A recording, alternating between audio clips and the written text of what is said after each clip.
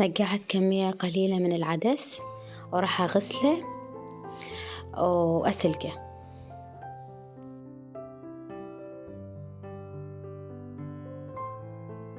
هسه أني سلقته وصار هيجي شكله. راح أضيف عليه مي حار تقريبا أقل من النص. راح أضيف فص واحد من الثوم ونص طماطة قطعتها تقطيع ناعم وراح أضيفها عليها همين.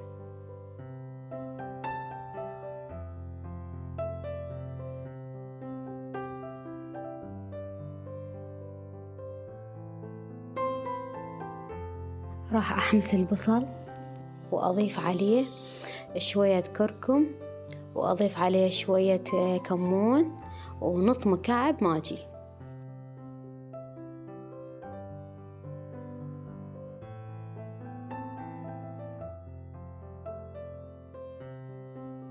راح أضيفه على الشوربة وراح أخليها تفور فورة فورتين ونصيها وأخليها تستوي على راحتها. أضيف مواد خبز العروق. أول شي خليت بصل وكرفس شوية لحم همين وشوية طماطة ثرمتها ناعم وشوية من الجبن الكرافت، هذا اختياري.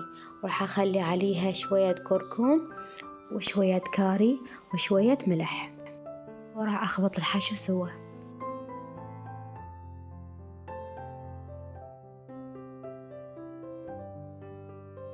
هسه اختمر العجين وراح أقسمه نصين، نص أشنقه وخبزه ونص الثاني أعجن بيه خبز العروق وأخليه يرتاح شوية.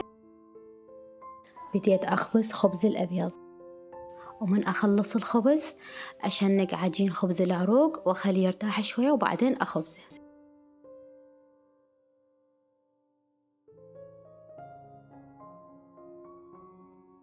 استوت الشوربة. نسيت أقول لكم أني خليت شعرية قبل ما تستوي الشوربة ب5 دقائق لأن الشعرية ما تتحمل بسرعة تستوي، فأني أخليها آخر شي. وهسه صارت شكلها. صارت الشوربة كلش طيبة ولذيذة.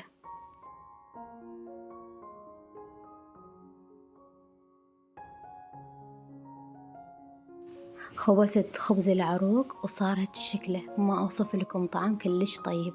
وإذا حابين طريقة أو تفاصيل الخبز العروق كتبوا لي بالتعليقات وأني أسوي لكم فيديو كامل إله.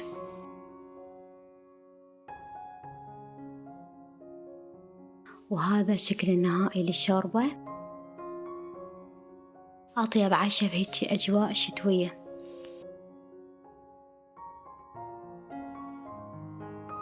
وألف عافية علينا وعليكم، ومع السلامة.